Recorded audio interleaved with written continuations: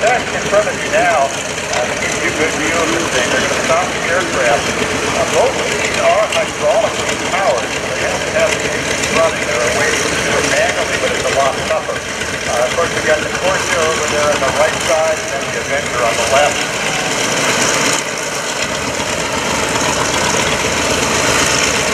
The Wildcat wings were not powered. Notice the Wildcat folded wings is on the front. Here they go now.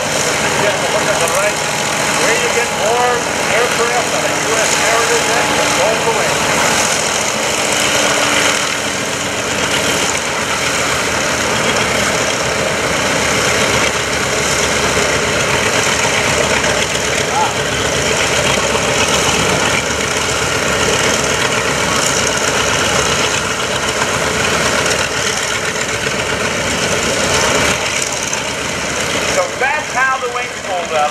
Now, as Boom's telling you, all that hand folding of the wings on the Wild, that's awesome. It's a good airplane, and it's done well for our demonstration, and they have a blast flying up here. All right, you guys, thanks very much. Now, ladies and gentlemen, just put an ear on it, if you will, before you guys leave. Let's just put a quick ear on these airplanes.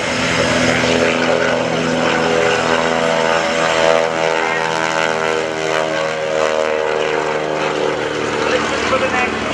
The next one is the Chan-Bought design. And this particular one, Goodyear built F4U Corsair FT1 is what was called by Goodyear.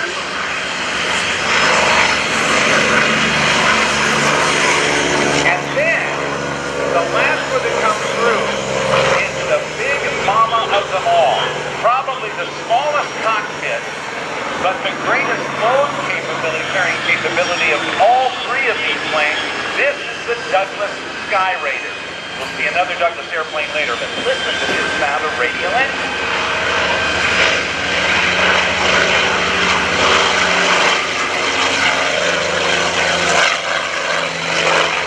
Well, you can hear the history of those sounds, but indeed. Hey, Doug, and Vince, thank you guys very much. Appreciate that. All right, good to see you guys, and now I want to bring into the stage, the gentleman's going to talk to us about these airplanes. He's from the fighter factory, the Military Aviation Museum. His Robert Powell, but we call him Boom, and Boom, good morning. Good morning to you. I've already had a chance to talk to you folks just a little bit when we were folding our wings out there. We enjoyed that little demo. So, gentlemen, coming up overhead is the flight of 3 and a nice thick, the Virginia Beach Military Aviation Museum. We have just stepped back in history at least 50 years, if not a little bit further on top of that. The Avenger is going to be our lead ship. You've got the Corsair on the right wing, the big wing on the nose, and then the Skyraider's on the left.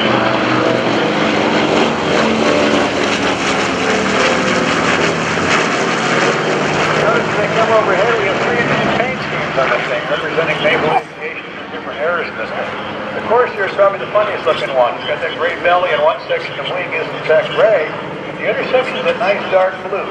The reason was to camouflage it against the ocean when the wings were folded, so the people looking down couldn't see it. The Avenger is kind of a light gray on gray scheme because one of its roles later on was to hunt German U-boats in the Atlantic. And that's the paint scheme we chose for this particular airplane. An additional little interesting fact about the paint scheme chosen, we try to get local connections and interesting Navy connections all the way through. Because one of the gents that hunted those submarines was a guy named Dean Cormier. If you look out there in the flight line of these big, beautiful Blue Angel airplanes, Dean Cormier was one of the original founding fathers of the Blue Angel. So we have the first airplane he flew, and if you compare the Avenger to one of those Hornets, it's an amazing sight right there. Coming back around for another pass to take a look at it. I mentioned the Skyraider is all nice dark blue. By the time Vietnam came, the U.S. Navy went to attach the gray paint that you'll now see when you have it flying on it.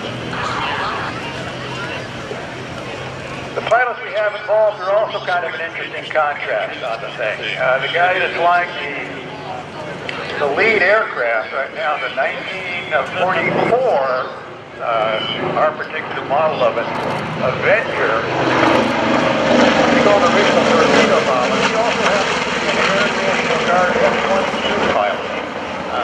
Kind of gets his kids when they come back to see us and flying through his older machines and having a good time with that. That's very well. The guy that's flying the Corsair today, the real world as we describe it, works with some airplanes that are slightly slightly bigger than the Corsair. He's a check airman for a major airline. The airplanes he flies is Boeing 747 for jumbo jets. Having that go on from there. The third, again flying the Skyraider today, has a big connection here to Oceana. He was an A6 pilot, based here for many years, a landing signal officer, from the ships and airways. And again, now he's going to the airline, working things with that and coming out there. All of them, of course, absolutely love to be all set and come back and get their kick when they come back to the museum.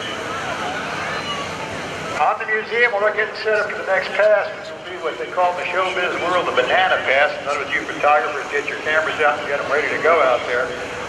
Our next event comes up 2 weekends from now, and that's a World War I show we call biplanes and triplanes. Come over and look at our tent. We've got more information out there for you if you're interested. Find our tent. It's actually pretty easy out there. You look over the display line up to all the recruiting tents. You'll see this giant thing sticking up in the air. Sitting right behind it, you're going to find a small tent with 2 World War I airplanes in there, 2 17 over a triplane.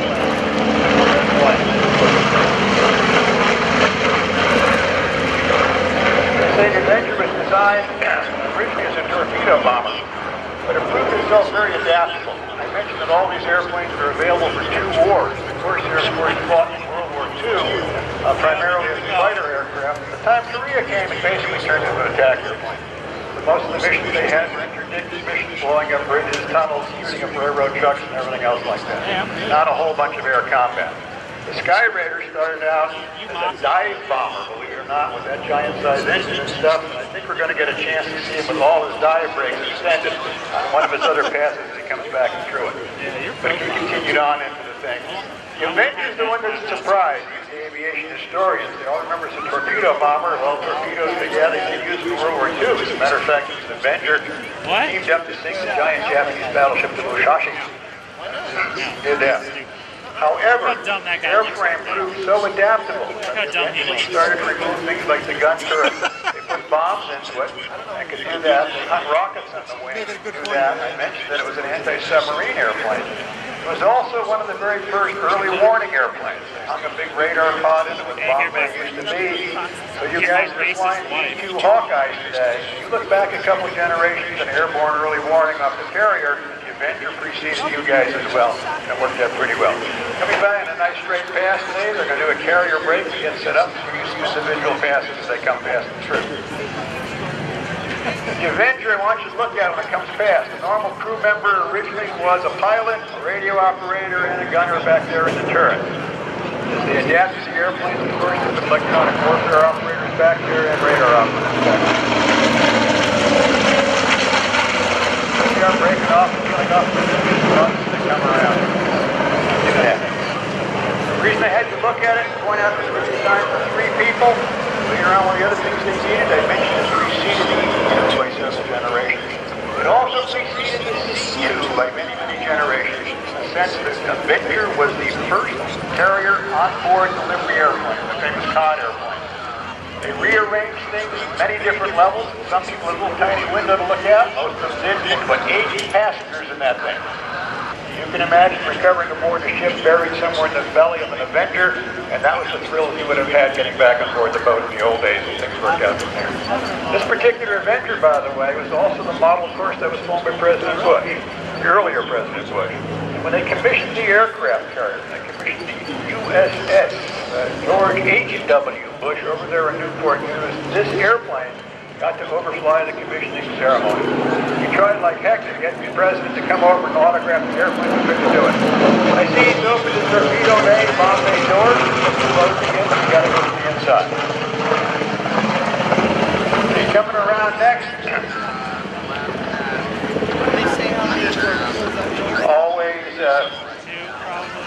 Always very distinctive with the gull-shaped wing on the thing, and as I say, the distinctive paint job is our FG Corsair. We painted it in the markings of the Jolly Roger Squadron. BF-17 is blue gun field. Everybody thinks about the initial short base thing of this thing, but that's where some of the kills came. Again, people look at it. Oh, here we go, dive brakes. Look up to the left, ladies and gentlemen. There's the Skyraider with his big dive brake sticking, and there's 2 more on the sides of this airplane. You want to know about barn doors? Those are barn doors. That airplane is actually capable of diving at full 90 degrees, straight down, and then not exceeding any speeds that it has to worry about. That was its original intent. But talk about the improvement in accuracy when you're going straight down. That's the whole thing. The guys discovered that right early. A little airplane called the Stuka. If you remember that German dive bomb pilot. And that was a Whistler, wasn't it? That was a Whistler, but they put sirens on it. It was a deliberate attempt. The only reason they did it was strictly a psychological weapon. The airplane itself doesn't make that noise. They have sirens. Look at the pictures of the old Stukas, and you'll see a thing on the wheel stand. The Stuka dive bomber flown by the German Air Force in World War II, the Luftwaffe, the Stuka. The Stuka. S-C-U-K-A, but pronounced Stuka. It's also an abbreviation for Stutzkampf. So it basically means dive bomber. What? German, you got that. Yeah. Our guys are coming up individual photo passes and nice banana passes, and they're ready to do that. The dive bombing capabilities were excessive.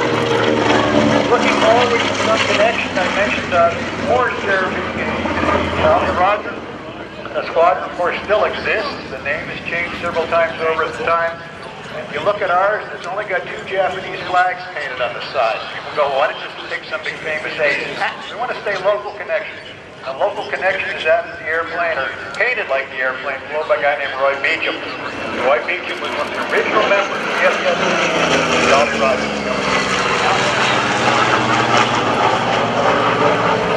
The squadron still exists, and they have that going on the same. Let's go back to the Skyraider for a minute. I mentioned it started as a dive bomber. One of the most interesting things that the airplane did during Korea, there was a dam which controlled the waters.